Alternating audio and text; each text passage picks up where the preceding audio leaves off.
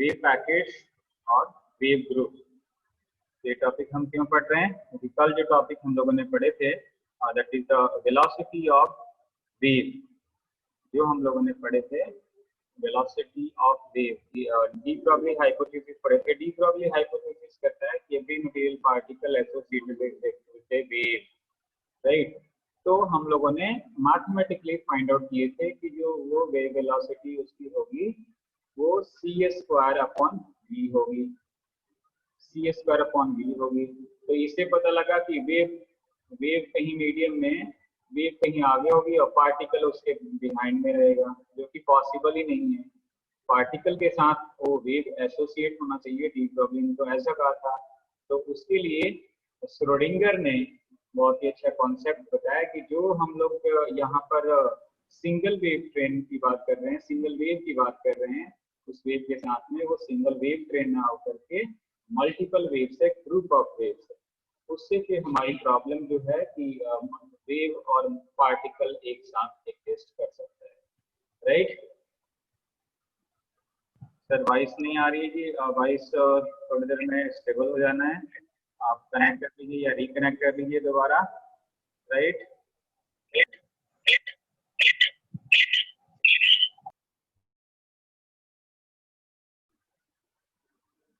तो wave packets और wave group और ग्रुप वेलोसिटी क्या है डिस्कस करते हैं। तो श्रोडिंगर ने पोस्टुलेट हमें प्रोवाइड किए। Schrodinger postulated that a moving material particle is not equivalent to a single wave train, right. Single wave train के इक्विवेलेंट नहीं है moving particle, moving material particle, right, but equivalent to wave packet, right? That moving material particle is equivalent to wave packet. What do you mean by wave packet? जिस तरह से आप photons का पढ़ रखे थे, bunch of photons and energy की जो बात हम करते हैं, electromagnetic radiations की बात करते हैं, उसी तरह से यहाँ पर आप कह सकते हो कि group of wave that is called wave packet। ना, पैकेट का मतलब कि उसके इनसाइड में more than 2 waves exist करते हैं, not a single wave, right? So a wave packet consists of a group of waves, right? Wave packet consists of a group of waves and each wave has slightly different velocity and wavelength. अब उस wave packet के inside में जो भी wave है, तो material के साथ जो वेव एसोसिएटेड है, उसकी जो फ्रीक्वेंसी वेवलेंथ और वेलोसिटी होगी वो डिफरेंट होगी, slightly that will be different. The amplitude of each wave is so huge that they interfere constructively over a small region of space where the particle can be localized, and the outside this region of space they interfere destructively, so the amplitude falls to zero rapidly. इस चीज को समझिए, ये बहुत important paragraph यहाँ बताया गया है कि उसकी एम्पलीट्यूड को इस तरह से ऑब्जर्वेशंस में, इवन फिनोमिना एक्सपेरिमेंट जो भी हम उसमें ऑब्जर्व कर रहे हैं, तो उसकी एम्पलीट्यूड को इस तरह से ऑब्जर्व किया जा रहा है, इवन इंटरफियर इस तरह से वेव हो रही है, कंस्ट्रक्टिवली भी इंटरफियर हो रही है। कंस्ट्रक्टिव दो तरह के इंटरफेरेंस होता है। इंटरफेरेंस क्या होता है? Redistribution of energy in the medium, right. तो कंस्ट्रक्टिव और डिस्ट्रक्टिव, तो कंस्ट्रक्टिव में हमने बताया था कि एम्पलीट्यूड इंक्रीज होगा, डिस्ट्रक्टिव में उसकी एम्पलीट्यूड जीरो हो जाएगा, राइट। तो ये बहुत ही स्मॉल रीजन में, ये जो डायग्राम में यहाँ पर आप देख सकते हैं, बहुत ही स्मॉल रीजन में ये चीज को रिप्रेजेंटेड है और डिटेल में यहाँ पर डिस्कस करेंगे। और लोकलाइज्ड का मतलब क्या हुआ कि पार्टिकल उस इंटरफियर, कंस्ट्रक्टिव इंटरफेरेंस, फ्रिंजेस में इंटरफियर्स पैटर्न में वो ऑब्जर्व कर सकते हैं कि आपको there is a particle and that particle is associated with these waves, this group of waves, that is called wave packet. That means we can say that the particle exists inside that wave packet and that particle moving with that wave packet, right? और destructive interference अगर होता है तो उसकी amplitude simple से आपको मालूम है कि एम्पलीट्यूड उसकी जीरो होगी। तो ये इस चीज को यहाँ पर वेरिएशन से रिप्रेजेंटेड है कि यहाँ पर इस पोर्शंस में आप देख सकते हो कि एम्पलीट्यूड इसका 0 है, बट ये इस तरह से वेव को, ये इंटरफियरिंग वेव को, कंस्ट्रक्टिव इंटरफियरिंग वेव को रिप्रेजेंट किया गया है। This is the wave packet. इसके अंदर इसके इनसाइड में बहुत सारे वेव हैं, राइट। ये जो रिप्रेजेंटेड है ये that is a packet, wave packet, right. तो ओवरऑल आप डिफाइन कैसे कर सकते हो इसको? Thus, a wave packet is a group of waves with slightly different frequencies interfering with each other such that the amplitude of the group or envelope, इसको envelope भी कह सकते हैं और wave packet भी कह सकते हैं, is non-zero only in the neighborhood of the moving particle, right? तो ये किसी ने wave packet का definitions, right? A wave packet is a group of wave. Simply a group of wave is called wave packet. और इसका condition क्या होना चाहिए? स्लाइटली डिफरेंट फ्रीक्वेंसी, क्योंकि ग्रुप ऑफ वेव्स है तो सारे के सारे फ्रीक्वेंसी और उसका वेव लेंथ इक्वल नहीं होना चाहिए, राइट। और स्लाइटली डिफरेंट होना चाहिए, राइट। अगर वो इंटरफियर करते हैं विद ईच अदर, इंटरफियर करेंगे दैट मींस सुपर इम्पोज करेंगे, such that the amplitude of the group or envelope is non-zero, यानी कि amplitude उसका 0 नहीं होगा, resultant amplitude not equal to 0, right? इस तरह से वो सुपर इम्पोज करते हैं कि उनकी resultant amplitude 0 नहीं होगी, right?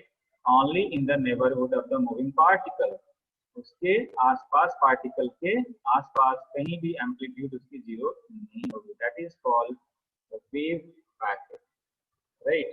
अब हम लोगों ने बात की थी कि जो मटेरियल पार्टिकल है किसी न किसी वेलोसिटी से मूव करता है, किसी न किसी स्पीड से मूव करता है मीडियम में, राइट। तो उसकी वेलोसिटी क्या होगी? सिंपल सा इसको कह सकते हैं, यहाँ पर लिखना वेव ग्रुप या group of wave that is called wave packet. तो ये वेव पैकेट किस वेलोसिटी से मूव कर रहा है, उस वेलोसिटी को हम क्या कहेंगे? That is called group velocity, simple. The velocity of such wave packet is called group velocity and that is represented by Vg.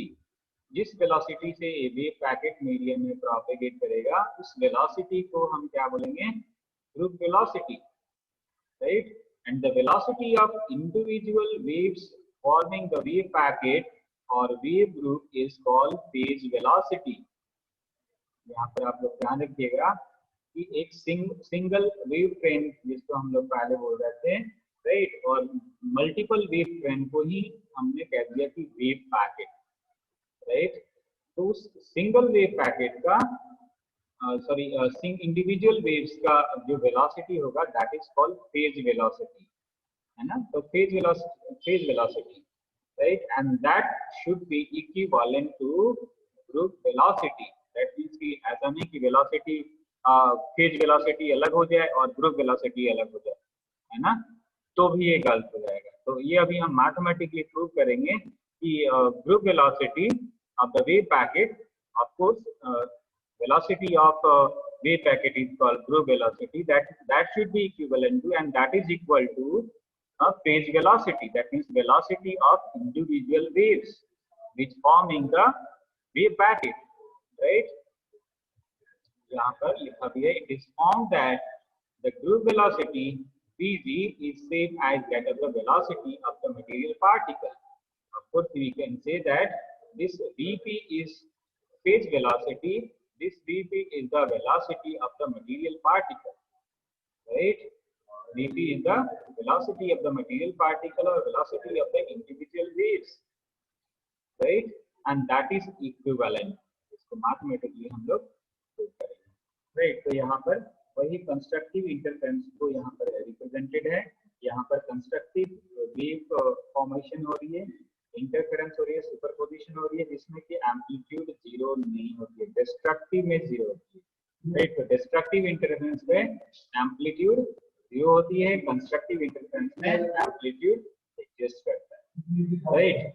तो अब हम लोग फाइंड आउट करते हैं कि what will be the group velocity और phase velocity.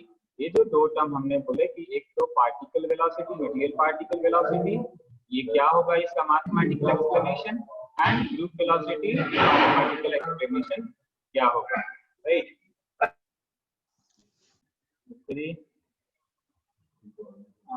Wave and group velocity आपका derivation start कर देना। तो यहाँ पर मैंने डिस्कस कर लिया था basically what is a wave packet. Basically a wave packet or wave group is formed by the superposition of two wave frames, right? Rahul, आप वीडियो ऑफ रखिए।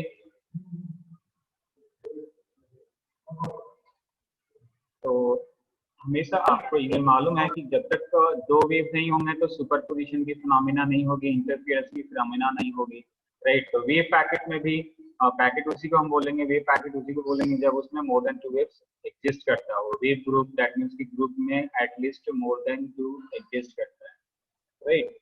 तो a wave packet or wave group is formed by the superposition of two wave frames. Let there be a two wave frames having the same amplitude but slightly different angular frequencies and propagation constant. देखो ये सारी चीजें तो आपने angular frequency, amplitude, ये सब सुन रखे हैं, मे बी प्रोपेगेशन कांस्टेंट सुन रखे हैं। प्रोपेगेशन कांस्टेंट के बारे में मैं बता देता हूँ।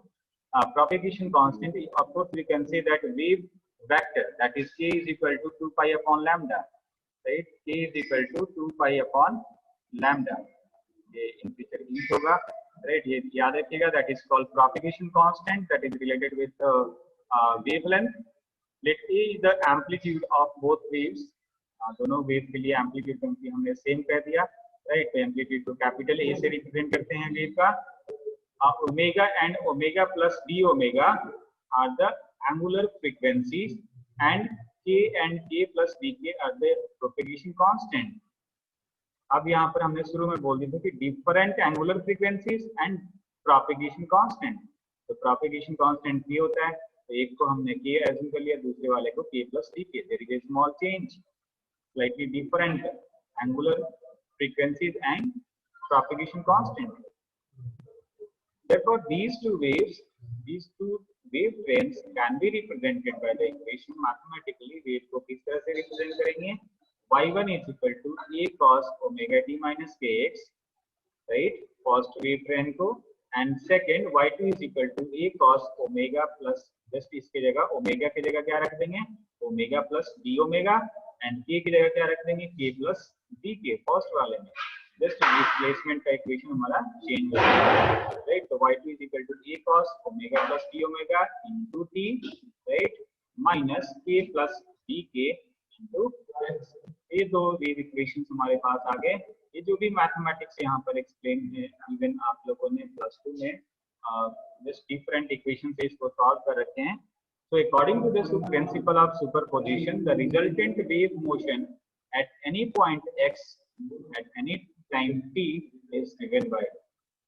अब इसको पार्टिकुलर किसी टाइम और पोजीशन पे हम इसके सुपरपोजिशन प्रिंसिपल से क्या कैलकुलेट कर लेंगे। कल जो हम लोगों ने डिस्कस किए थे कि रिजल्टेंट डिस्प्लेसमेंट कितनी होगी अगर दो वेव है, एक वेव की डिस्प्लेसमेंट y1 है, दूसरे की y2 है, तो दोनों को just simple mathematically algebraically sum up कर देते हैं, राइट। तो जो ऊपर इक्वेशन लिखते हैं फर्स्ट एंड सेकंड, ये फर्स्ट यहाँ पर इक्वेशन लिखते हैं y1 और y2 की वैल्यू यहाँ पर सब्स्टिट्यूट कर दिए। अब मैथमेटिक्स के हेल्प से इसको हम लोग सॉल्व करेंगे। देखो यहाँ पर एक ये जो हमने लिखी है y1 की value as it is, right, ये इसमें से हमने कॉमन कर लिए, cos omega plus D omega into T minus K plus dk into X plus, देखो यहाँ पर ऐसे ही y2 की वैल्यू लिख रखा है पहले और y1 की वैल्यू लिख रखा है बाद, तो इसमें कोई वो मेजर इशू नहीं है, राइट। तो इसके आप सॉल्व करने के लिए कौन सा फॉर्मूला अप्लाई करेंगे? cos c plus cos d, ये आप ट्रिगोनोमेट्री आइडेंटिटी पढ़ रखे हैं, right. cos c plus cos d, तो cos c plus cos d आप यहाँ पर एक ऐसे कर लो कि cos theta plus cos phi, c की जगह हमने थीटा कर दिए और d की जगह फाई कर दिए, तो इसका फॉर्मुलेशन हो जाएगा 2 cos theta plus phi, that means c plus d और cos c माइनस d हो जाता है, right. cos c plus cos d is equal to 2 cos c plus d upon 2 cos c minus d upon 2, right. तो c की जगह हमने यहाँ पर नोटेशन चेंज कर दी है, राइट। तो इसमें आप वैल्यू अप रख लेने, राइट। तो 2, अब इसको सम अप ये हो ही जाएगा, राइट। यहाँ पर 2 और a 2 आ जाएगा और एम्पलीट्यूड का टर्म आ ही जाएगा, ये टर्म आ जाएगा, तो 2a हो गया। और फिर cos क्या हो गया, ये cos का टर्म हो गया, right. cos omega t, right. इसी तरह से cos t minus d, right, into x, ये वाला टर्म इसको सॉल्व कर लो अलग से, और ये फिर x वाले टर्म को एक साथ कर, राइट। तो ये मैथमेटिकल पोर्शंस आप अलग से एक बार चेकआउट कर सकते हैं, राइट। अब यहाँ पर जो यहाँ पर क्या कह सकते हैं, इसका एंगल है cos के साथ, तो इसका ये शुरू में ही हमने बोल रखे हैं कि जो चेंजेस है वो that is very small, d omega and d k are very small quantities.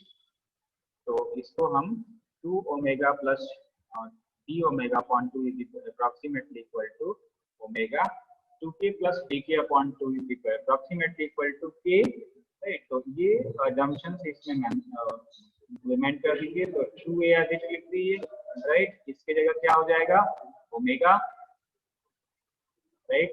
ये cos omega t minus kx and cos d omega upon 2 into t minus dk upon 2 into x, equation हमारे पास, right. अब इसको compare कर लेते हैं, इसको discuss करते हैं कि ये रिजल्टेंट डिस्प्लेसमेंट जो आया हमारे पास दो सिंगल वेव प्लेन को सुपर इम्पोज करने के बाद, तो उसका क्या सिग्निफिकेंस है, राइट। तो basically that is the equation of motion of the wave of angular frequency omega, जो first part लिखा है, and propagation constant k that has superimposed upon it a modulation of angular frequency। modulation का मतलब क्या होता है कि किसी वेव का एम्पलीट्यूड चेंज हो जाना।